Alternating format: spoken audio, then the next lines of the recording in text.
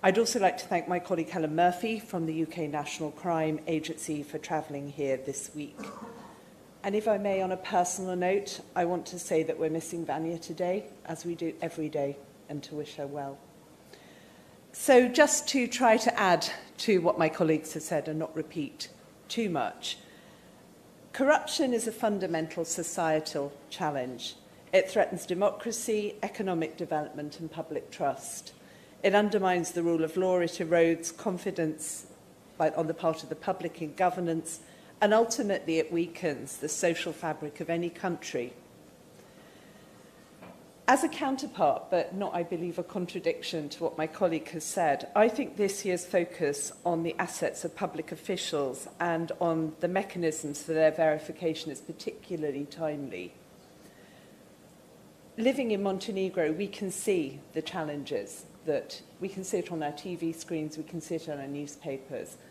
We can see the challenges that fighting corruption takes and makes for the government here. Unexplained wealth is the first visible sign of individual corruption and of deeper systemic issues. And I think the public have a right to expect honest public officials and robust open institutions, and to believe in the integrity of officials, institutions and processes. But where I completely agree with my colleague is that this must be done in the right way. We need to see robust integrity checks and robust verification processes that are more than just technical tools. What we want to see is safeguards that both protect institutions from abuse and help public service gain public trust.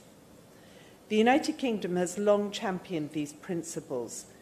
We know that corruption is hard to fight, and we know that transparency and accountability are the cornerstones of resilient governance. Our own frameworks for asset declaration, conflict of interest management and independent oversight have evolved over decades to meet evolving challenges, and they will continue to do so. We're happy to share the lessons we've learnt with you here today. And through initiatives such as the UK's Global Anti-Corruption Programme, we work with partners to strengthen investigative capacity, improve asset recovery, and support civil society in holding power to account. Montenegro has made significant strides, and we applaud the efforts made, but real change will take time and require consistent efforts and consistent political will. Progress requires strong laws, but also strong institutions, robust processes, and above all, a culture of integrity. And to repeat, this will all take time and it will require consistent will. It is only by, though, passing the laws, putting the rules in place, and by building institutions that embrace integrity and accountability that Montenegro will protect its citizens, build robust institutions, and support its stable and democratic future. So a work in progress and much to be done.